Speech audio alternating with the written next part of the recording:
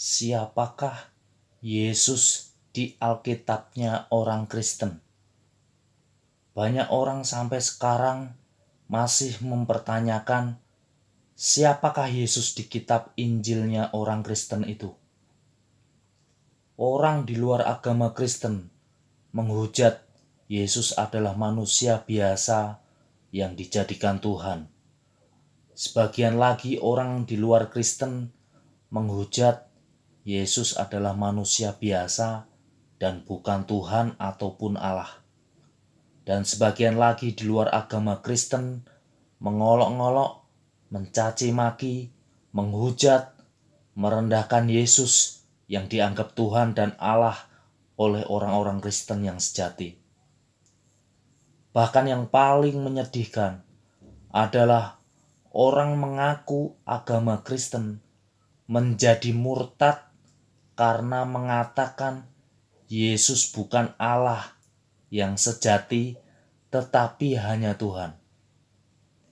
Jika cara orang mengenal Tuhan Yesus dengan cara yang salah, dipastikan orang tersebut akan tersesat dan menjadi orang yang murtad, dan sisa hidup orang itu pasti dikendalikan iblis, bukan dikendalikan Roh Kudus. Dan hidupnya akan terkutuk sampai kematian datang dalam hidupnya. Jadi pertanyaan, siapakah Yesus di Alkitabnya orang Kristen yang terdapat di kitab Injil itu? Yohanes pasal yang ke-13, ayat yang ke-13 sampai yang ke-14. Yesus berkata kepada murid-muridnya, "Kamu menyebut aku guru dan Tuhan, dan katamu itu tepat, sebab memang akulah guru dan Tuhan. Jadi jikalau aku membasuh kakimu, aku yang adalah Tuhan dan gurumu, maka kamu pun wajib saling membasuh kakimu." Alkitabnya orang Kristen di kitab Injil mengatakan bahwa Yesus adalah Tuhan. Jadi siapapun yang mengatakan Yesus bukan Tuhan adalah penyesat dan anti-Kristus yang hatinya dikuasai iblis. Matius pasal yang pertama, ayat yang ke-21. Firman Tuhan berkata, "Ia akan melahirkan anak laki-laki, dan engkau akan menamakan dia Yesus. Karena dialah yang akan menyelamatkan umatnya dari dosa mereka."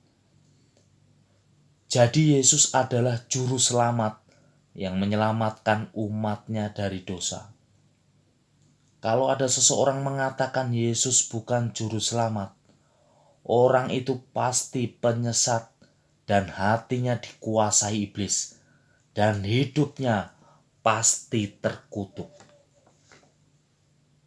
Matius 1 ayat yang ke-22 sampai yang ke-23. Firman Tuhan berkata, "Hal itu terjadi supaya genaplah yang difirmankan Tuhan oleh nabi-nabi. Sesungguhnya anak darah itu akan mengandung dan melahirkan seorang anak laki-laki, dan mereka akan menamakan dia Immanuel, yang berarti Allah menyertai kita." Jelas sekali Injil Matius mengatakan bahwa Yesus adalah Allah yang menyertai kita. Jika ada orang di luar Kristen atau beragama Kristen tidak mengakui bahwa Yesus adalah Allah, maka orang itu adalah orang yang sesat, orang yang murtad, orang yang terkutuk, orang neraka, dan iblislah yang memimpin orang yang tidak mengakui bahwa Yesus adalah Allah. Yohanes pasal yang ke-20, ayat yang ke-28 sampai yang ke-29. Firman Tuhan berkata, Thomas menjawab dia, "Ya Tuhanku dan Allahku." Kata Yesus kepadanya, "Karena engkau telah melihat aku, maka engkau percaya. Berbahagialah mereka yang tidak melihat, namun percaya." Tuhan Yesus ingin menyampaikan kebenaran kepada kita, bahwa orang yang percaya bahwa Tuhan Yesus adalah Tuhan dan Allah, meskipun kita tidak melihat, tetapi percaya bahwa Tuhan Yesus adalah Tuhan dan Allah yang sejati, adalah orang yang berbahagia. Tetapi orang yang tidak percaya bahwa Tuhan Yesus adalah Tuhan dan Allah, adalah orang yang tidak akan pernah bahagia di bumi selama orang itu hidup sampai meninggal. Karena ketidakpercayaan orang yang tidak percaya Tuhan Yesus yang adalah Tuhan dan Allah, membuat hidup orang yang tidak percaya itu hidupnya menjadi terkutuk.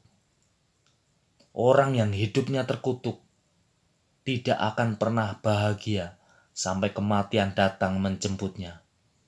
Karena itu, siapapun saudara dan dimanapun Anda berada, jika Anda tidak percaya bahwa Tuhan Yesus adalah Tuhan dan Allah yang sejati, bertobatlah supaya hidup Anda tidak terkutuk di bumi ini.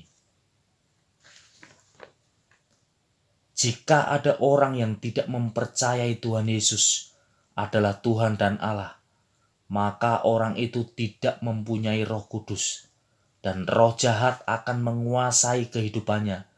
Dan keadaan orang yang tidak mempercayai Tuhan Yesus adalah Tuhan dan Allah, keadaan orang itu lebih buruk dari sebelumnya. Matius 12 ayat yang ke-43. Roh jahat akan keluar dari hidup kita ketika mengizinkan Roh Kudus mengendalikan hidup kita. Tetapi jika hidup kita jahat, maka roh jahatlah yang mengendalikan hidup kita.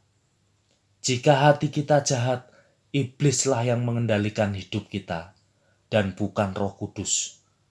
Simon Petrus, murid Tuhan Yesus, bisa kemasukan iblis. Tetapi Simon Petrus menyesal dan bertobat.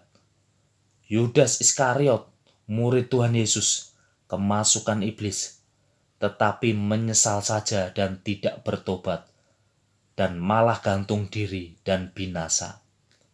Jika kita mengaku pengikut Tuhan Yesus, beragama Kristen, seorang pendeta atau penginjil, atau pelayan Tuhan, tetapi jika kita melakukan kejahatan, baik dari hati, pikiran, sikap, dan tindakan kita, bertobatlah sekarang juga, supaya iblis tidak mengendalikan hati, pikiran, dan kehidupan kita. Dan kita akan menjadi Kristen yang murtad dan akan binasa karena tidak mengakui bahwa Tuhan Yesus adalah Tuhan dan Allah yang sejati. Amin.